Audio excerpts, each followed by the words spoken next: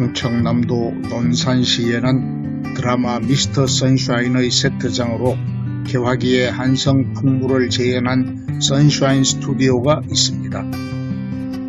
미스터 선샤인은 2018년 TVN이 제작 방영한 드라마로 TV를 거의 보지 않는 저도 꼬박꼬박 챙겨볼 만큼 인기가 높았었습니다. 미국에서 모처럼 만에 귀국한 처형도 이곳을 가보고 싶다 하기에 지난 11월 둘째 주에 아내와 셋이서 다녀왔습니다. 미스터 선샤인은 1900년부터 1907년까지 대한제국 시대의 이름 없는 유병들의 항일 투쟁사를 다룬 드라마입니다. 신미양요 때 미국으로 갔다가 미국 해병대 장교가 되어 귀국한 노비소년 유진과 양반대 교수 고혜신의 러브스토리이기도 하지요. 이 드라마의 핵심적인 장소적 배경은 대한제국 시대에 일본, 러시아, 미국이 뒤얽혀 음모와 술수를 펼치는 글로리 호텔입니다. 글로리 호텔은 주인공 유진을 비롯한 주요 인물들의 숙소이며 베일 속의 여인 쿠도히나가 사장인 마쿠 외교전쟁의 현장이었죠. 글로리 호텔로 들어서면 옛 러시아풍의 로비가 있고 왼쪽에는 미스터 선샤인의 주요 장면을 볼 수 있는 영상관이 있습니다. 2층의 가배정은 드라마 속의 시대에서는 일본, 러시아, 청나라 등의 외교전이 치열하게 전개된 현장이었겠지요. 글로리 호텔 2층 베란다에서 카메라를 180도 돌려가며 촬영해본 한성의 모습이 실제 모습처럼 리얼합니다. 좁은 지역의 세트장이지만 규모 있고 정밀한 스튜디오는 타임머신을 타고 100년 전 한성으로 날아온 것 같았습니다. 글로리 호텔을 나가 오른쪽 비탈길로 내려가면 상점 거리가 펼쳐지고 그곳에는 한약방, 술집, 정육점 등이 있었습니다. 거리에는 인력거 한 대가 서 있었고 도로 중앙에 선로와 전차가 있었는데 중학교 때 처음 서울에 와서 본 전차가 생각났습니다. 종로통의 저작거리 맞은편으로는 아담하고 깔끔한 한옥들이 줄을 지어 서 있었는데 우리의 전통 담장들이 참 예뻤습니다. 한성에서 처음으로 전차가 운행된 것은 1899년으로 그때도 외장이 나무로 되어 있는 전차 위에 광고판이 붙어 있더군요.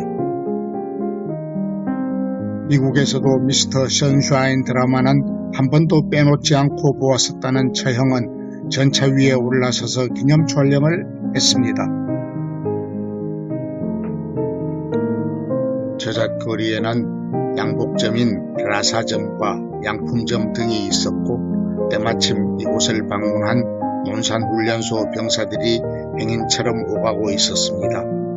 저잣거리 한쪽 끝에는 덕수궁의 정문인 대안문이 있었는데 이 문은 그 후 대한문으로 바뀌었습니다. 화신상회라는 간판이 붙은 긴 건물은 작화, 약재, 서적, 문방구, 과자 등의 간판이 붙은 초창기 백화점 성격의 건물인 듯 합니다. 내부에는 낭만이라는 제목으로 지난 몇 달간 관람객들이 찍은 사진을 선정하여 전시 중입니다. 참 좋은 생각 같습니다. 대안문 맞은편 도로 모퉁이에는 규모가 엄청나게 크고 위풍당당한 분위기로 지은 멋진 한옥 저택이 있습니다. 특별히 언급된 바는 없지만 이 저택은 규모나 화려함으로 보아 친일파 외부 대신인 이완익의 저택으로 추정됩니다. 영어와 일본어를 무기로 외부 대신까지 되는 이완익은 애신의 부모를 죽인 원수로 이 집에서 그녀의 총탄에 생을 마감합니다. 전차 궤도를 따라 한성전기회사 방향으로는 조선식과 일본식의 다양한 상점들이 줄을 지어서 서 있었습니다. 일본산 유명 도자기 상점, 조선 요리인 조선관, 양복점, 문구점, 서점을 말하는 뱅교도 등 품목도 참 다양했습니다. 상점가 맞은편에 있는 여주인공 고해신의 집은 고해신의 조부로서 정성을 지내고 을사늑약에 반대하던 고사홍의 집이었습니다. 중문체 안에서는 드라마 속 역사 이야기라는 제목으로 당시의 사회상과 관련된 실제 스토리들을 소개하고 있었습니다. 의병 활동을 하던 아버지에 이어 어머니까지 이완익에게 죽임을 당하자 고해신은 복수를 위해 어려서부터 총포수를 연마합니다. 고해신은 낮에는 자신의 방에서 정숙한 여인의 모습을 보이지만 야간에는 은밀하게 요인 암살 등 의병 활동에 직접 참여합니다. 개화기의 음습한 외교라는 이름의 음모와 협박의 배경으로 등장하는 요정 화월루입니다. 화월루는 조선 내의 일본 폭력단 두목인 구동매의 소유인데 그는 우리 동포들에 대한 일본의 폭력을 상징하는 인물입니다. 화월루 맞은편에는 1898년 한성의 전기를 가설하고 이듬해에 전차를 처음 부설한 한성전기회사 건물이 있습니다.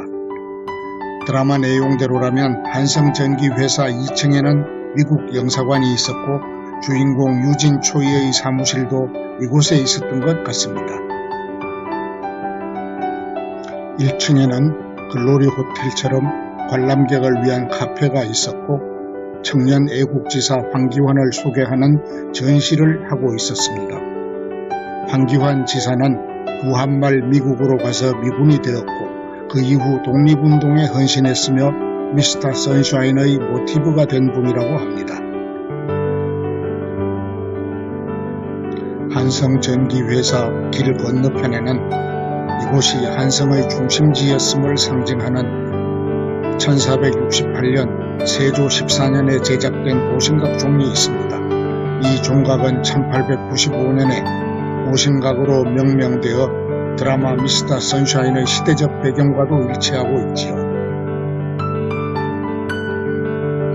선샤인 스튜디오 곳곳에는 훌륭한 상차림을 위해 맛깔난 반찬 그릇들이 필요하듯이 조연급의 건물들도 상당수 있었습니다. 주막처럼 보이는 이 구석진 건물에는 부엌 아궁이 위쪽으로 불에 타는 마루판이 깔려 있어서 오거이티와도 같았습니다. 홍예교 방향으로 통하는 큰 길의 축대 아래쪽에는 노점상 형태로 만들어진 다양한 가게들이 서 있었습니다.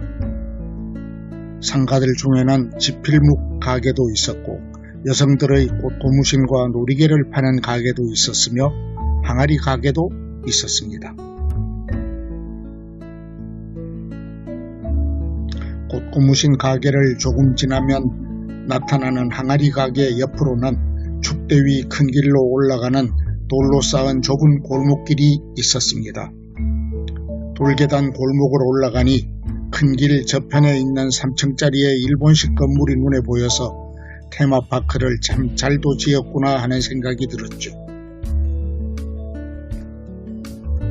큰 길의 끝 조금 높은 언덕에 있는 청풍관이라는 3층짜리 일본식 주점은 일본 폭력배 구동매의 집이기도 합니다. 청풍관은 전형적인 일본식 이사카야로서 사케와 함께 가벼운 안주를 내놓는 곳으로 일반 음식점과는 성격이 좀 다릅니다. 청풍관은 이사카야이기는 하지만 구동매가 은밀하게 사람들을 만나서 사교를 하거나 음모를 꾸미는 일종의 안가이기도 합니다. 백정의 자식으로 태어났고 어려서 고해신이 목숨을 구해주었던 구동매는 일본 폭력 조직 무신샤의 한성 지부장이 됩니다.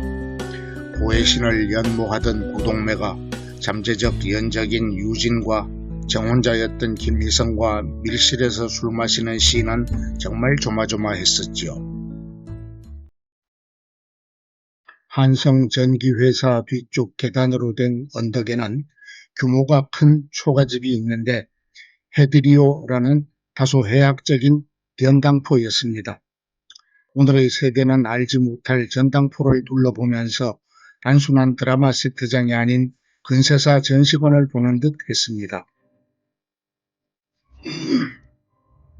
급전을 필요로 했던 서민들에게 일종의 마을 금고 역할을 했던 넓은 전당포에는 온갖 물품들이 보관돼 있었습니다. 금융산업 발달로 자취를 감추어버린 전당포는 1970년대 말까지 종로의 피맛돌 일대에서 심심찮게 찾아볼 수 있었습니다.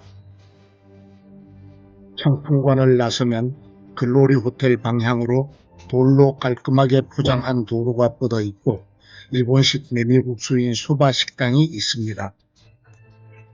조금 더 가면 왼쪽에는 드라마에서 자주 등장한 요즘식으로 말하자면 프랑스 베이커리인 블란셔 제빵소가 있지요.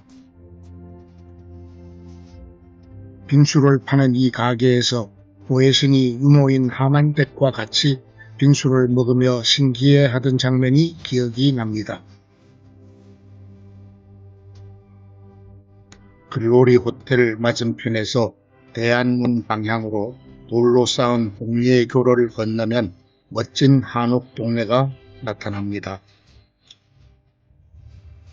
이 한옥 동네에는 오른쪽 끝에는 친일 대신 이완익의 집이, 왼쪽 끝 방향으로는 주인공 고해신의 대저택이 있습니다. 입구에는 신의주행 기차 모형이 있는데 유진은 기차 안에서 일본 군대에 쫓기던 고해신을 살리고 장렬하게 사과합니다.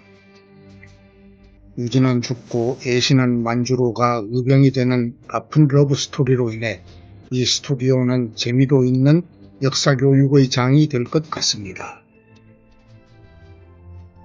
홍예교 위에서 드라마의 배경이 된 한성의 옛 모습을 둘러보니 이곳은 단순한 드라마 스튜디오가 아니라는 생각이 들었습니다. 선샤인 스튜디오가 치밀한 기획과 관리를 통해 논산의 복합문화예술 공간으로 성장해 나가기를 기대해 봅니다.